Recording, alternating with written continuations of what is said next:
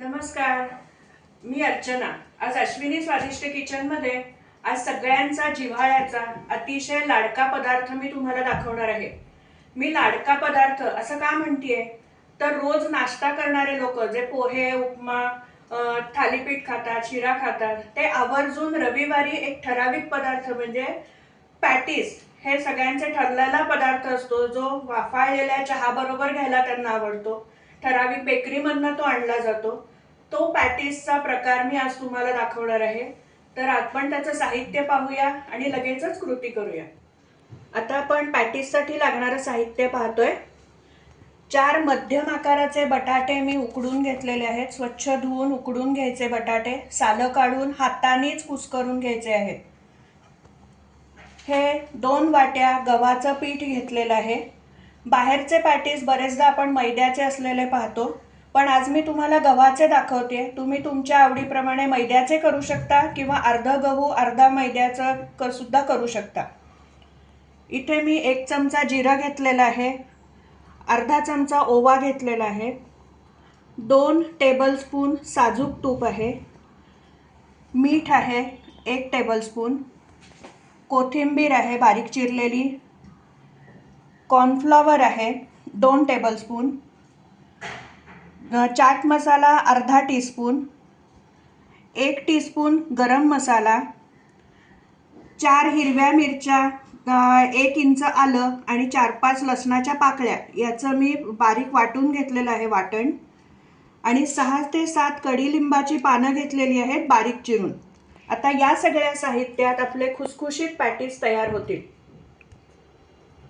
या सगळ्या साहित्या व्यतिरिक्त आपल्याला पॅटीस तळण्यासाठी तेल घ्यायचं आहे. आता आपण पॅटीसच्या कव्हरसाठी किंवा पारीसाठी लागणारी आपण कणिक भिजवून घेऊयात. यासाठी मी या सतेल्यामध्ये ही कणिक घेते आहे.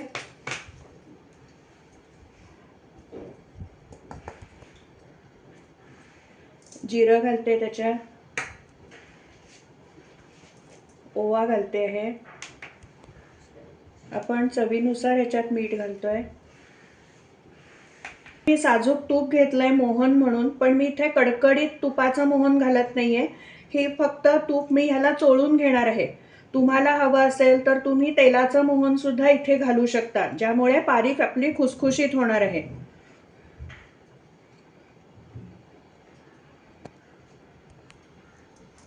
आता आपण हे सगळं तूप या पिठाला चोळून घेऊया.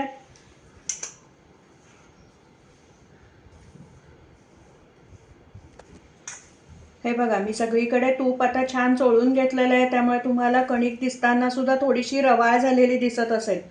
त्याचप्रमाणे हे बघा, असं छान मुटका तयार होतोय, म्हणजे आपलं तुपाचं मोहन अगदी परफेक्ट झालेलं आहे.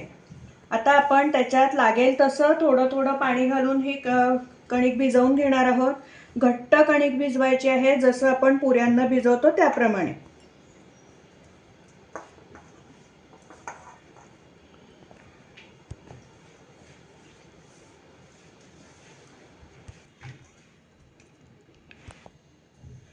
हे बघा, आपला गोळा तयार आहे. तुम्ही पाहू शकता कितपत घट्ट आहे. आता आपण हे 10 मिनिटं झाकून ठेवणार आहोत, म्हणजे पीठ मुरेल चांगलं. तोपर्यंत आपण पॅटीसचं सारण तयार करूया. मी आता पॅनमध्ये तेल गरम करत ठेवलेलं आहे. 2 टेबलस्पून तेल घेतलेलं आहे. आपण त्याच्यामध्ये आता मी मोहरी घातलेली आहे, जिरं,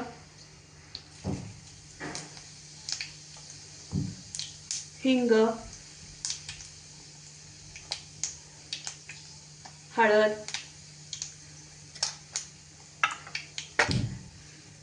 आपण जो ठेचा करून घेतला होता आलं लसूण मिरचीचा, तो घालते. मी इथे कडीलिंबाची पानं बारीक चिरून घेतलेली आहे, म्हणजे मग ती दाताखाली येणार नाही, व्यवस्थित ती चावली जातील, खाल्ली जातील. आता आपण हे जरा नीट मिक्स करून घेऊया. या फोडणीतच मी मीठ घालते आहे, म्हणजे मग ते सगळीकडे नीट सारखं लागेल. चवीनुसार मी मीठ घातलेलं आहे. काय मस्त वास सुटलेला आहे. आता आपण याच्यावर बटाटा घालून घेऊया.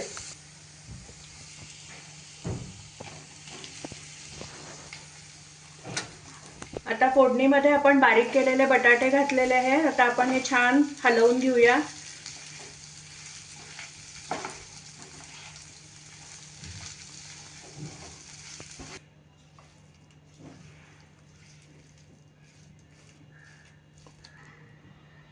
आता मी याच्यात पाव टीस्पून साखर घालते आहे. साखर ऑप्शनल आहे. तर आपण हे छान मिक्स करून घेऊया. किती छान दिसते बघा आपली भाजी.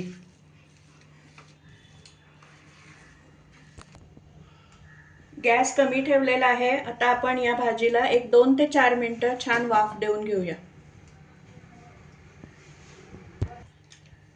मी आता गॅस बंद करते आहे. छान वाफ आलेली आहे आपल्या भाजीला. आता आपलं हे सारण जे आहे किंवा भाजी ते अजून चटपटीत होण्यासाठी मी त्याच्यामध्ये गरम मसाला, चाट मसाला आणि कोथिंबीर ॲड करते आहे.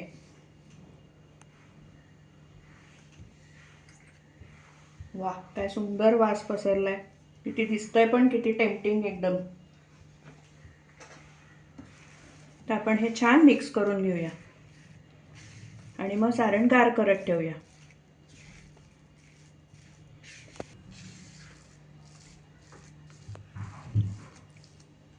आता या भिजवलेल्या गोळ्याचे मी आपण जी कणिक भिजवली होती त्याचे मी हे 6 गोळे करून घेतलेले आहे.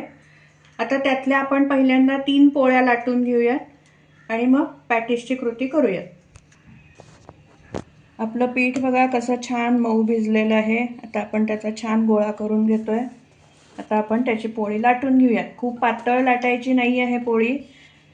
साधारण आपण पोळी लाटतो रोजची पोळी त्या पद्धतीत आपल्याला ही लाटून घ्यायची आहे.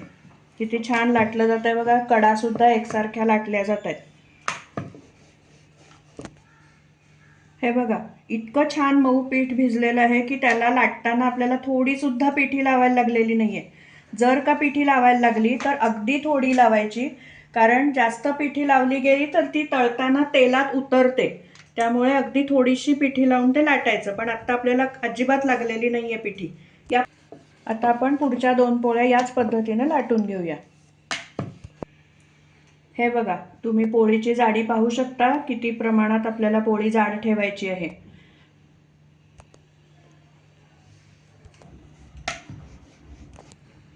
या पोळ्यांच्या मध्ये लावण्यासाठी आपण कॉर्नफ्लॉवरचं साठं तयार करणार आहोत. त्या कॉर्नफ्लॉवरमध्ये मी चिमूटभर मीठ घालते आहे आणि त्याच्याबरोबरच 2 चमचे मोठे टेबलस्पून आपण इथे तेल घालणार आहोत साठं तयार करण्यासाठी. मग नंतर लागेल तसं तेल घालता येईल. तर आपण हे छान हलवून घेऊया.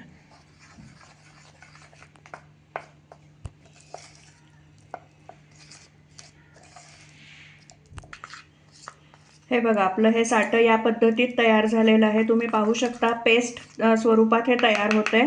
हे तयार करण्यासाठी साधारण मला 4 टेबलस्पून तेल लागलेलं आहे. आपण अंदाज घेत घेत तेल घालणार आहोत.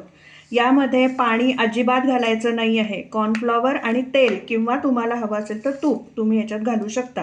हे बघा छान तयार झालेलं आहे. आता आपण हे पोळ्यांना लावून घेऊया. आता आपण हे साठं घालून घेऊयात पोळीवरती आणि पसरवून घेऊयात.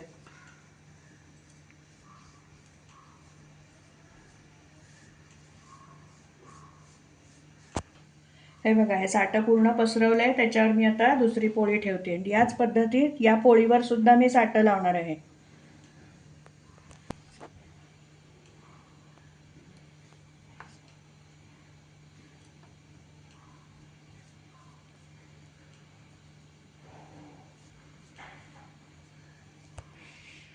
आता ही तिसरी पोळी आपण वरती ठेवून देणार आहोत. हे बघा या पद्धतीत आपण ही पोळी सावकाशाने ठेवू शकतो.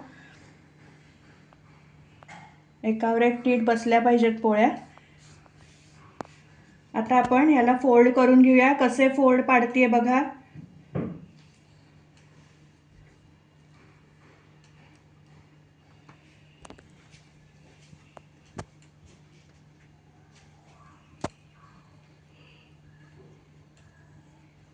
वा, तर हा आपला चौकोन तयार झालेला आहे. तो आपल्याला हलक्या हाताने लाटून घ्यायचा आहे.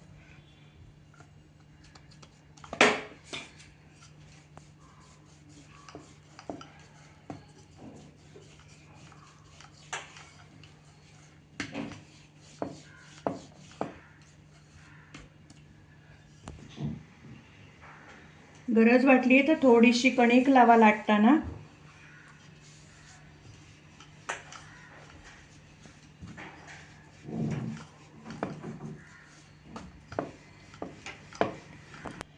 आता आपली ही पोळी लाटून झालेली आहे. ही गोल आहे, आपल्याला चौकोन करायचा आहे.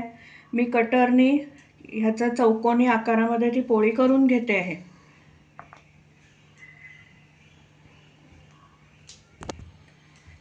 हे बघा, आता आपण हे बाजूचे जे काप आहेत ते काढून घेऊया, म्हणजे आपली चौकोनी कट आपल्याला मिळेल, चौकोनी पोळी आपल्याला मिळेल.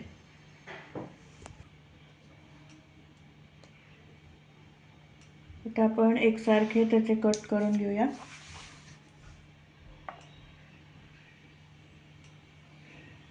हे 4 पॅटीस तयार होतील.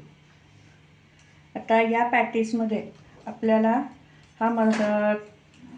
ही जी भाजी तयार केली, आपण मसाला तयार केला आहे, ते आपण भरणार आहोत. एक ठराविक चमचा मी घेते आहे, जेणेकरून सारख्या प्रमाणात त्यात ते सारण भरलं जाईल. हे बघा, मी एवढ्या प्रमाणात मसाला घेतलेला आहे, तो आपण मध्ये ठेवणार आहोत. आणि या कडा इकडून घेऊन इकडे आपण दाबून घेणार आहोत. आता या कडा दाबताना एक काळजी घ्यायची, आपल्याला भाजीच्या शेजारी दाबायचं आहे, शेवटची कड दाबायची नाही आहे, कारण त्याला लेअर येणं गरजेचं आहे, पापुद्रे सुटणं गरजेचं आहे.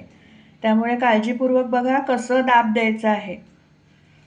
हे बघा, आपला हा एक पॅटीस या पद्धतीत तयार झालेला आहे. आता तो आपण तळून घेऊया.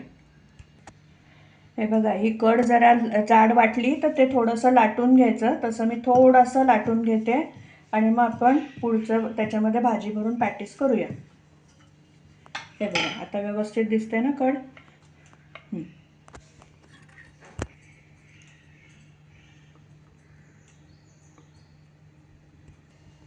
आता आपण आपलं तेल तापलंय का बघूया.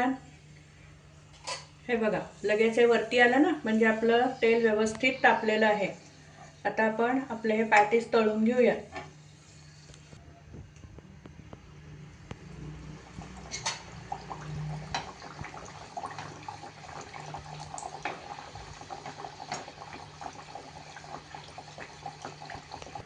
हे बघा, कसा छान फुगलाय की नाही आपला पॅटीस, आणि लेअर पण किती छान सुटलेत बघा. गोल्डन कलरवरती आपण हा तळून घेतलेला आहे. आता आपण हा जाळीवरती काढून घेऊया. वा,